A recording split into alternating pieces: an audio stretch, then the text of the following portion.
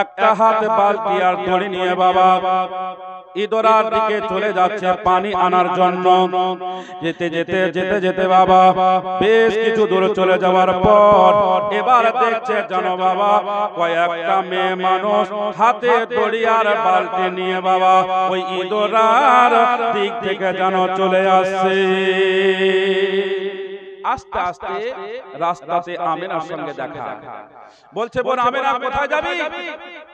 বলছে বোন বলিস না বাড়িতে পানি নাই, একটু পানি আনার জন্য যাব, পানির খুব দরকার, ইদরাতে যাব, একটু পানি নেব। বলছে বোন যে লাভ হবে না, কারণ ইদরাতে পানি নাই। আমরা এই যে বালতি নিয়ে গেলাম, দড়ি নিয়ে গেলাম, দড়ি জোর দিয়ে আমরা ইদরাতে বালতি নামালাম, পানির কোনো সন্ধান পাওয়া গেল না। আমেনা মনে করলো এদের সঙ্গে তো আমার দুশ্মনী নাই, আর এদের মিথ্যা কথা বলে বা লাভটা কি, যায় ঘুরে যায়। যেমন আমেনা বলেছে ঘুরে যায়, অমনি যেন বাবা একটা গায়েবী আওয়াজ হলো, বলে আমেনা রে আমেনা, ও আমেনা ওই দিকে নয় রে আমেনা, তুমি তাড়াতাড়ি করে ইদরার দিকে চলে যাও, কারণ ওই মেয়ে মানুষেরা ইদরায় পানি দেখার জন্য গিয়েছিল রে আমেনা, আর ইদরাতে পানি তোমাকে দেখার জন্য চলে এসেছে। এবার বাবা হযরত মা আমিনা রাদিয়াল্লাহু তাআলা আনহা মেয়েদের কথা আর না শুনে বাবা হাতে বালতি নিয়ে দড়ি নিয়ে বাবা পাড়ার মাথাতে ইদরায় চলে গেল। চলে যাওয়ার পরে দেখছে জানো বাবা ইদরাতে জানো বাবা পানি জানো টুকটু কি বলে আপনার ভর্তি হয়ে গেছে, ইদরায় পানিতে জানো বাবা পরিপূর্ণ হয়ে গেছে, আপাটুক হয়ে গেছে, পানি জানো উথাল পাথাল করেছে। আমিনার দড়ির প্রয়োজন হলো না, রস্সার প্রয়োজন হলো না, আমেনা বালতিটাকে হাতে ধরে বাবা ইদরায় ডুবিয়ে দিল, আর বালতি ভর্তি করে বাবা পানি তুলে নিল। যেমন পানি তোলা হয়েছে গায়েবী আবার একটা আওয়াজ হলো আমেনা রে আমেনা, ওই মেয়েগুলা পানিকে দেখার জন্য এসেছিল রে আমেনা, এখন যদি পানিটা নিচে থাকে আর তুমি পাড়ার মেয়েদের মতো ইদরার দেওয়ালে পেট লাগিয়ে তাহিজ মেরে মেরে তুমি পানি টানবে রে আমেনা, তুমি তাহিজ মেরে মেরে পানি টানবে, আর তোমার পেটে চোট লাগবে। তোমার পেটে যদি চোট লাগে, তোমার পেটে যদি ব্যথা হয়, তাহলে তোমার পেটে আমার হাবিব আছে, আমার দোস্ত আছে, আমার হাবিবের ব্যথা হবে, আর আমার হাবিবের যদি ব্যথা হয় আমি আল্লাহ এটা সইতে পারবো না। এই জন্য আমি পানিকে অর্ডার করে দিলাম, আর পানিগুলো তোমাকে দেখার জন্য উঠে গেছে, পানিগুলো তোমাকে দেখার জন্য উঠে গেছে। এবার দেখেন বাবা আমার নবী মুস্তাফা সাল্লাল্লাহু তাআলা আলাইহি ওয়াসাল্লামের কত বাবা বরকত, নবী মুস্তাফার কত সম্মান। আমার নবী মুস্তাফা আমিনার পেটে থাকাতে আমিনাকে আল্লাহ এত সম্মান দিয়েছিল বাবা, আল্লাহ এত সম্মান দিয়েছে। আমিনা যদি বাবা কোন রাস্তা দিয়ে হেঁটে যেত, আমিনার পায়ের তলাতে একটা যদি বাবা কাঁটা পড়ে যেত গো, ওই কাঁটাটা কাঁটা আর থাকতো না, ওই কাঁটাটা গোলাপ ফুল হয়ে ফুটে যেত। মা আমিনা রাস্তা দিয়ে যখন চলতেন বাবা, মা আমিনার পায়ের তলাতে যদি কাঁকড় পড়ে যেত, পাথর যদি পড়ে যেত, ওই পাথর আর কাঁকড় জানো বাবা, কাঁকড় আর পাথর থাকতো না, ওই কাঁকড় আর পাথর গলে গলে মম হয়ে যেত। বলুন সুবহানাল্লাহ। কাঁকড় আর পাথর থাকতো না, মম হয়ে যেত। এই জন্য মম হয়ে যেত। কাঁকড়ার পাথরে যদি আমেনার পাটাকে ছিদ্র করে দেয়, কাঁটাতে যদি আমেনার পাটাকে ছিদ্র করে দেয়, আমেনার বড় কষ্ট হবে গো। আর আমেনার যদি কষ্ট হয়, আমার নবী মুস্তাফা কষ্ট পাবে। আর আমার নবী মুস্তাফার যদি কষ্ট হয়, তাহলে আমার আল্লাহ ওটা সহ্য করবে না। এই জন্য আমেনা যখন রাস্তা দিয়ে চলে যেত, কাঁটায় পা পড়লে আল্লাহর অর্ডারে ওই কাঁটা আর কাঁটা থাকতো না, ওই কাঁটা গোলাপ ফুল হয়ে যেত। ওই কাঁটা গোলাপ ফুল হয়ে উঠে যেত। এবার দেখেন বাবা, হযরতে আমিনা জানো বাবা এমনি করে পরিবার সংসারের কাজ করছে বাবা। আমার নবী মুস্তাফা সাল্লাল্লাহু তাআলা আলাইহি ওয়াসাল্লাম মায়ের পেটে প্রায় ধরেলেন আপনার 9 মাস পূর্ণ হয়ে গেল। আমার নবী মুস্তাফা সাল্লাল্লাহু তাআলা আলাইহি ওয়াসাল্লাম চাঁদের হিসাবে 9 মাস মা আমিনার পেটে বাবা পূর্ণ হয়ে গেছে। আমার নবী মুস্তাফা সাল্লাল্লাহু তাআলা আলাইহি ওয়াসাল্লাম দুনিয়াতে আসার আগে হযরতে মা আমিনা আশ্চর্য আশ্চর্য আলামতগুলো দেখতে পেত। একদিন হযরতে মা আমিনা রাদিয়াল্লাহু তাআলা আনহা দেখছেন জানো বাবা, আসমানের তারকাগুলো যেন নিচে নেমে চলে আসছে, চন্দ্র সূর্য যেন নেমে চলে আসছে। জগতের মুসলমান শুধু তা নয়, হযরতে মা আমিনা দেখছেন যেন একটা যেন শরবতের পেয়ালা নাজিল হয়ে গেল, শরবতের একটা গ্লাস নাজিল হয়ে গেল, দুধের চাইতে সাদা, মধুর চাইতে মিষ্টি। হযরতে মা আমিনা সেটাকে বাবা খেয়ে নিলেন। খেয়ে নেওয়ার পর হযরতে মা আমিনা রাদিয়াল্লাহু তাআলা আনহা এবার যেন দেখছে বাবা আসমান থেকে যেন একটা জামাত নাজিল হইয়া গেল। আসমান থেকে একটা জামাত নাজিল হয়ে গেল, তিনটে যেন বাবা পতাকা আছে। এবার যেন বাবা একটা পতাকা গেড়ে দিল বাইতুল মুকাদ্দাসের ছাদে, একটা পতাকা গেড়ে দিল মা আমিনার ঘরের ছাদে, আর একটা পতাকা গেড়ে দিল কাবা ঘরের ছাদে। তিনটা পতাকা তিন জায়গাতে বাবা লাগিয়ে দেওয়া হলো। আমরা নবী দিবসে পতাকা উত্তোলন করি না?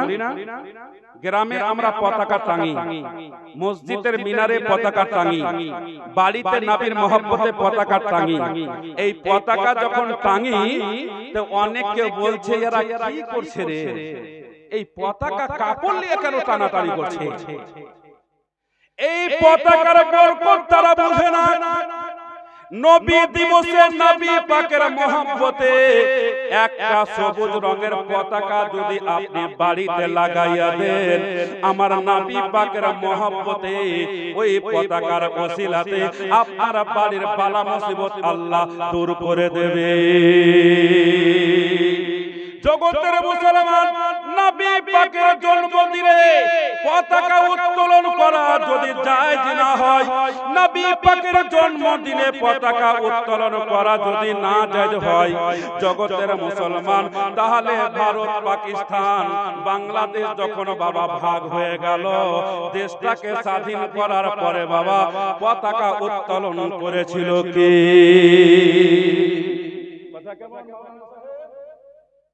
পতাকা উত্তোলন করেছিল, দেশ স্বাধীন হয়ে গেল। পতাকা উত্তোলন করার কি ছিল? বুঝতে পারছেন? পতাকা উত্তোলন করার কি ছিল? বিরাদর ইসলাম মুআজ্জাজ সাহাবায়ে কিরাম, এখন আপনারা 15 আগস্টে স্কুলে পতাকা উত্তোলন করে না? মাস্টাররা পতাকা উত্তোলন করে, ছেলেদেরকে খুশিতে বিস্কিট নেই চকলেট কিছু খাওয়ার দেয়। এরাই বা কেন পতাকা উত্তোলন করছে? কি দরকার ছিল? বিরাদর ইসলাম, ভারত স্বাধীন হবার পর যে পতাকা উত্তোলন করেছিল, যে পতাকাটা উত্তোলন করেছিল ওকে একবার আপনি জিজ্ঞাসা করে দেখেন বিরাদার ইসলাম, যে ভারত যখন স্বাধীন করা হলো, স্বাধীন করার পরে তুমি কেন পতাকা উত্তোলন করলে? এটা তুমি হাদিসটা কোথায় পেলে?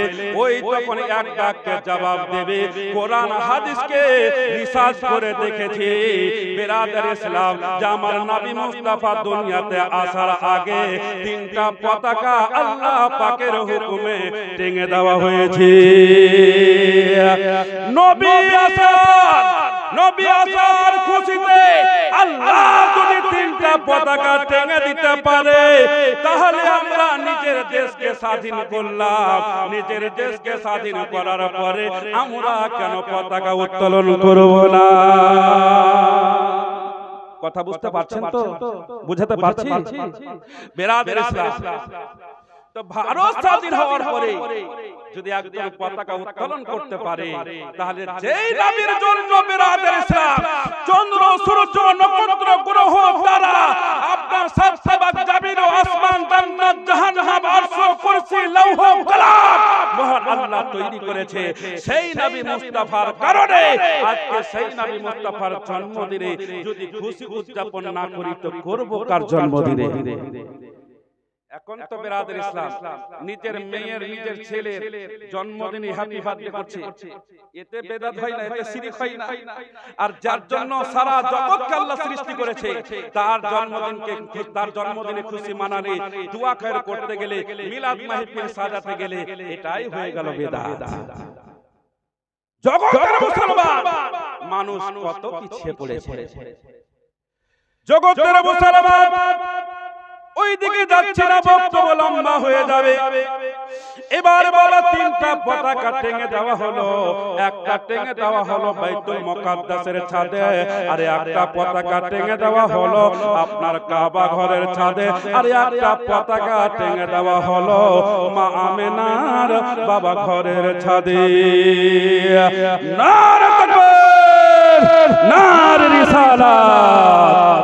এবার দেখেন জগতের মুসলমান, আমার মা বোনদের যখন বাবা বাচ্চা হয় গো, আমার মা বোনদের বাচ্চা হলে বাবা একটা আয়ার ঘর কি বলে, একটা মায়ের যদি বাচ্চা হয় তাহলে বাবা আরো মেয়ের দরকার আছে। তার খিদমত করার জন্য কোন মেয়ে মানুষের দরকার আছে, হয় কি হয় না? তো বিরাদার ইসলাম, এখন দেখবেন আমার কোন মা বোনদের বাচ্চা যদি সদরে হয়, সদর হাসপাতালে হয় বা নার্সিং হোমে হোক, নার্সিং হোম হাসপাতালে হয়, তাহলে ওখানে আয়া হিসাবে, খাদিমা হিসাবে খিদমত করার জন্য ওখানে মেয়ে মানুষ থাকে না? তো বিরাদার ইসলাম, আমেনা তো মেয়ে মানুষ, আমেনার গর্ভে থেকে আমার নবী দুনিয়াতে আসবে।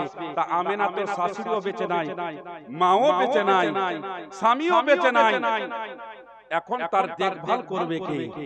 তাই বিরাদার ইসলাম, মহান আল্লাহ রাব্বুল আলামিন বলছে আমার হাবিব আমিনার গর্ভে থেকে দুনিয়াতে যাবে আর তার পার্শ্বে দাঁড়াবার কেউ নাই। এই জন্য আল্লাহ রাব্বুল আলামিন জান্নাত থেকে চারটা নারীকে ডাকলেন। জোরে বলুন সুবহানাল্লাহ। কয়টা নারী? চারটা নারীকে আল্লাহ ডাকলেন। চারটা নারী চলে আসলো। আসার পরে বলছে আল্লাহ আমাদের ডাকলেন? বলে হ্যাঁ। বলে কেন? বলে শোন, আমিনার গর্ভে থেকে আমার হাবিব, আমার নবী দুনিয়ায় ভূমিষ্ঠ হবে, দুনিয়ায় আসবে। তাই তার আয়া হিসেবে, খাদিমা হিসেবে তোমরা মা আমিনার কাছে চলে যাও। যেমন আল্লাহ বললে এই চারজন জান্নাতি নারী মা আমিনার বাড়ির দিকে রওনা হয়ে গেল। যেমন রওনা হতে যাবে আল্লাহ বলছে শুন। বলে কি হলো আল্লাহ? বলে আচ্ছা তোরা যে যাবি, যাওয়ার পরে আমার নবীর মা আমিনা যদি জিজ্ঞাসা করে যে তোমরা কোথায় থেকে এলে, তোমরাকে কে বা পাঠালো, তোমাদের পরিচয় কি, তখন তোমরা কি বলবা? বলছে আল্লাহ আমরা যা আছি তাই বলবো। বলে কি বলবা একটু বলে শোনাও। বলে চিনলে না রে আমিনা পাক বিবি, আর চিনলে না গো আমাকে, আদম সফিউল্লাহ বিবি আমি আদম সফিউল্লাহ বিবি আমি হাওয়া নামটি জগতে। একজন বলে দিল, আরেকজনকে বলছে তুই কি বলবি একটু বল তো দেখি। বলছে আল্লাহ আমি যা আছি তাই বলবো। বলছে বল। এবার বলতে আরম্ভ করলো, বলে চিনলে না রে আমেনা পাক বিবি, আরে চিনলে না গো আমাকে, ইসমাইল নবীর মাতায় আমি, ইসমাইল নবীর আম্মায় আমি, হাজরা নামটি জগতে। চারজনের মধ্যে দুইজনের কিন্তু পরিচয় দেওয়া হয়ে গেল। আবার আল্লাহ বলছে তৃতীয় নাম্বার মেয়েটাকে বলছে আচ্ছা তুমি কি বলবো একটু বলো তো দেখি। তখন ও বলতে আরম্ভ করলো, বলে চিনলে না রে আমেনা পাক বিবি, আরে চিনলে না গো আমাকে,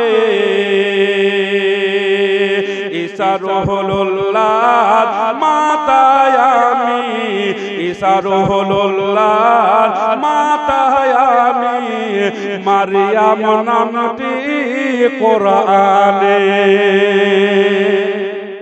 এই করে বাবা চারজনের মধ্যে তিনজনের পরিচয় দেওয়া হলো।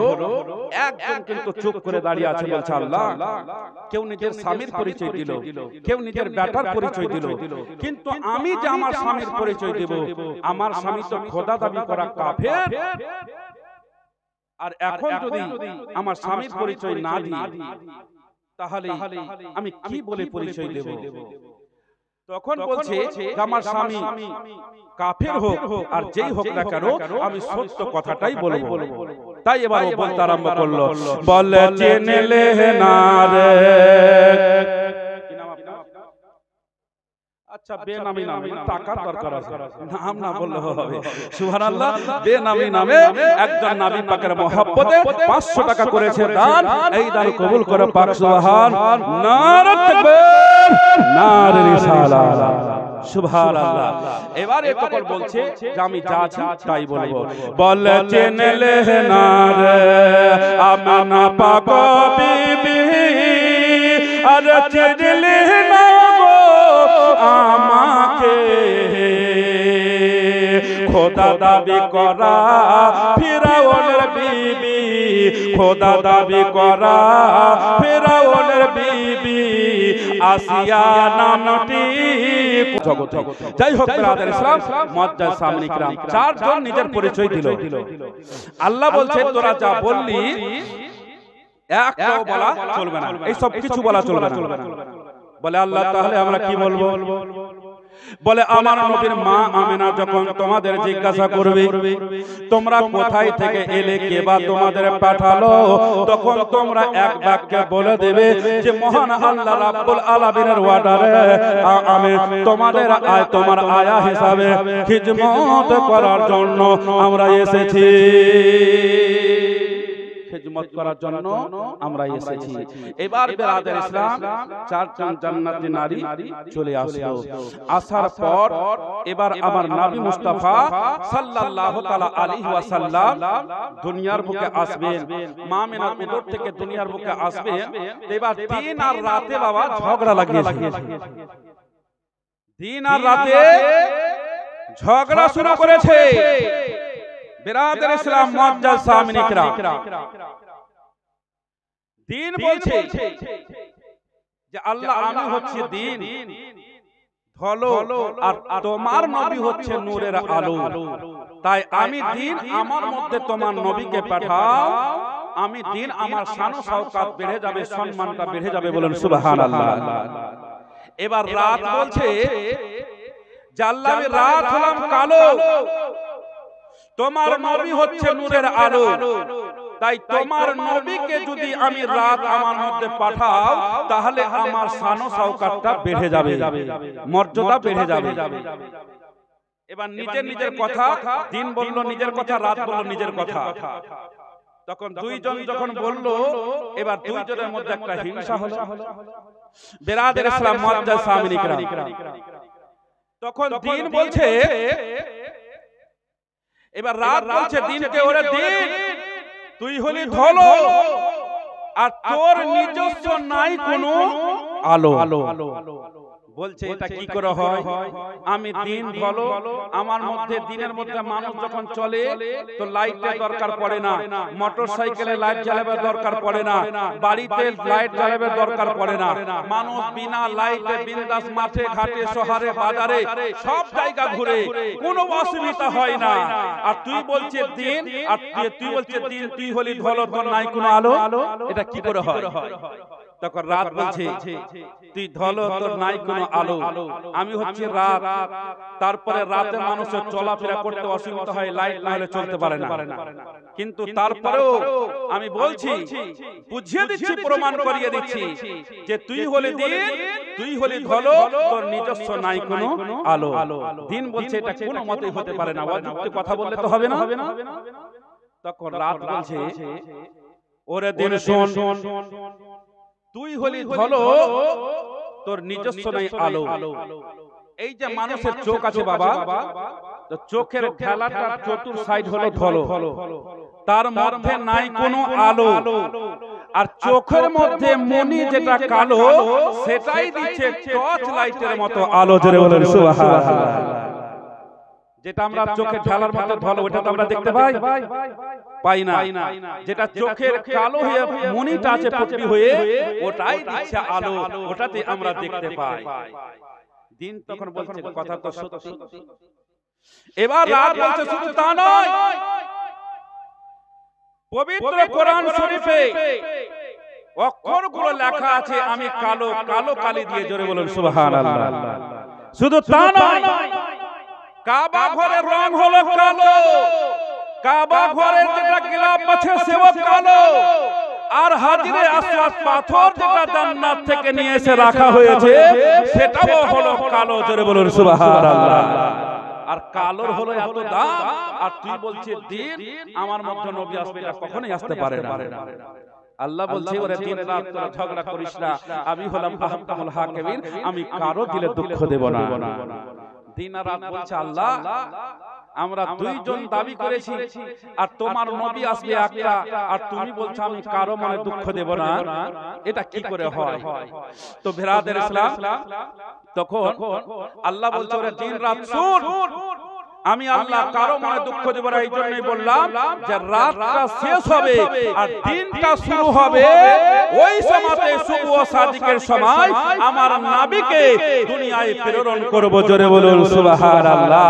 তাই ব্রাদার ইসলাম, আপনার কি বলে রাতটা শেষ হবে আর কি বলে দিনটা শুরু হবে, সেই সময়টাকে শুভ সাদিকের সময় বলা হয়। আর ওই সময়তে আমার নবী মুস্তাফা মা মিনার উদর থেকে 577 খ্রিস্টাব্দে 20 এপ্রিল রবিউল আউয়াল মাসের 12 তারিখে সোমবারের দিন দুনিয়ার বুকে এলেন। জোরে বলুন সুবহানাল্লাহ। বেরাদের ইসলাম, এবার আমার নবী মুস্তাফা সাল্লাল্লাহু তাআলা আলাইহি ওয়াসাল্লাম এই শুভ ও সাদিকের সময় আসাতে, এই শুভ ও সাদিকের কত বরকত, এই শুভ ও সাদিকের কত দাম জানেন?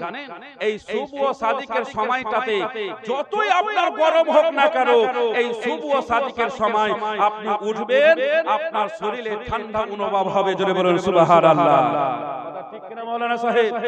এই শুভ ও সাদিকের সময় আপনার যতই গরম হোক, রাত যতই গরম থাক না কেন, কিন্তু শুভ ও সাদিকের সময় আপনার ঠান্ডা হবে হবে, কারণ এটা আমার নবী আসার বরকতে ঠান্ডা হয়েছে। জোরে বলুন সুবহানাল্লাহ। এটা এখন আছে, কাল কিয়ামতের সকাল পর্যন্ত এই শুভ ও সাদিকের সময় ঠান্ডা থাকবে। জোরে বলুন সুবহানাল্লাহ। বেরাদের ইসলাম, নবী আসার বরকতে শুভ ও সাদিকের সময় যদি ঠান্ডা অনুভব মানুষ করতে পারে, তাহলে নবী কেমন হতে পারে? নবী কেমন হতে পারে? বেরাদের ইসলাম মুআজ্জাজ সামিন ইকরাম, এবার আমার নবী মুস্তাফা সাল্লাল্লাহু তাআলা আলাইহি ওয়াসাল্লাম মা আমিনার উদর থেকে এবার চলো বাবা দুনিয়াতে চলে আসলেন। আমার নবী মুস্তাফা মা আমিনার উদর থেকে দুনিয়াতে এলেন, রেশমি রুমালে গুপ্ত অঙ্গটা ঢাকা। মা আমিনা দেখলেন তো খাতনা অবস্থায়। আমার আপনার ছেলে যখন দুনিয়াতে আসে তো আমরা অবস্থা থেকে খাতনা করাতে হয় একটা অনুষ্ঠান করে, কিন্তু আমার নবী মুস্তাফা খাতনা অবস্থায় মা আমিনার উদর থেকে দুনিয়াতে এলেন। আমার আপনার ছেলে মেয়ে দুনিয়াতে যখন আসে প্যাঁ কু করে কান্নাকাটি করে, কিন্তু বিরাদর ইসলাম আমার নবী মুস্তাফা মা আমিনার উদর থেকে দুনিয়াতে যখন এলেন, কিন্তু সেই সময়তে বিরাদর ইসলাম আমার নবী মুস্তাফা প্যাঁ কু করে কান্না করেনি। আমার নবী মুস্তাফা মায়ের পেট থেকে দুনিয়ার বুকে এসে ওয়া হুয়া সাজিদুন, আমার নবী মুস্তাফা সাজদায় পড়ে গেলেন। জোরে বলুন সুবহানাল্লাহ।